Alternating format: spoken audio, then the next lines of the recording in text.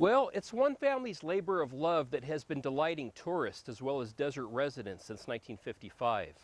A botanical wonderland which showcases the beauty not only of our desert, but the entire world. Interesting thing, a euphorbia looks like a cactus. It is not a cactus.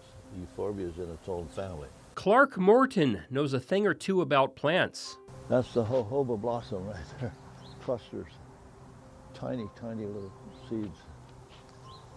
Jojoba is used in cosmetics, hair care. What would you say is the most rare species that you have here? Me, probably.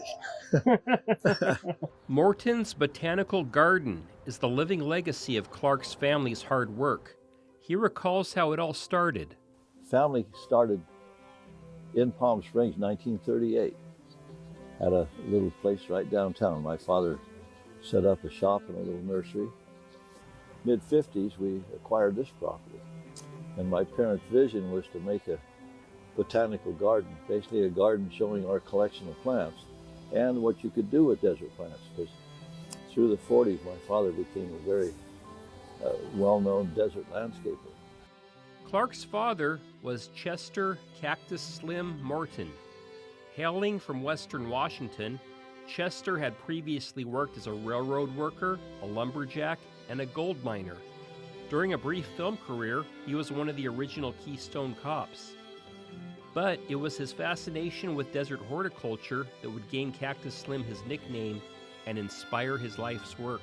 In fact, one-time Smoke Tree resident Walt Disney was so impressed with his groundskeeping abilities that he employed Moorten as a landscape architect for his Orange County amusement park project.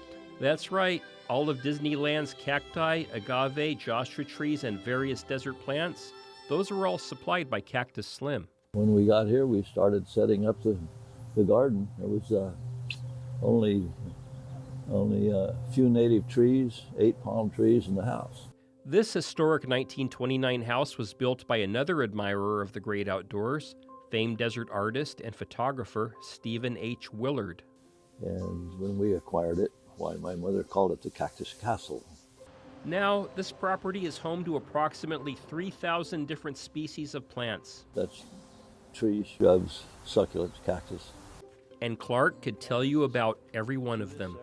That is the fruit from last year's bloom that's all dried out. It's full of seeds.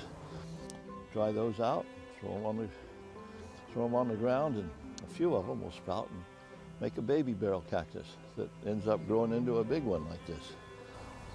And this is what we call the totem pole cactus. In this form, it doesn't have spines.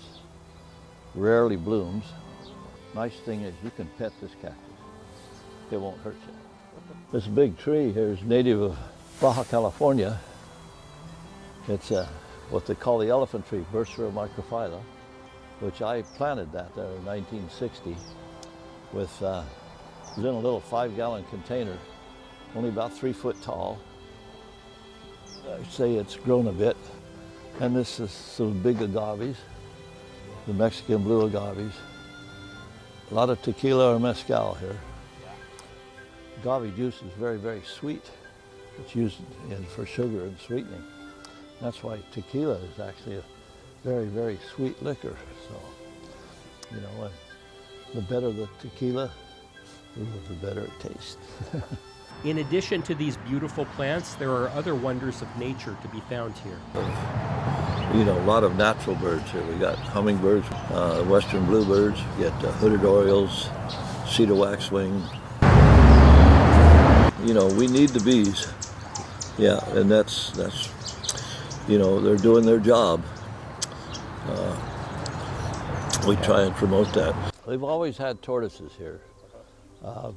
Boy, since I was a little boy, we've had tortoises. They've never been taken out of the wild, and we keep the males and females separate, so there's no more little tortoises.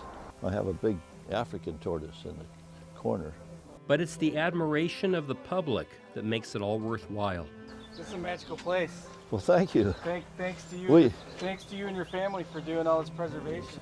It's grown into a really unique area, really unique show place. And we love being able to make it, and we love being able to share it. For Our Desert Past, Steve Sumrall, NBC Palm Springs, News First.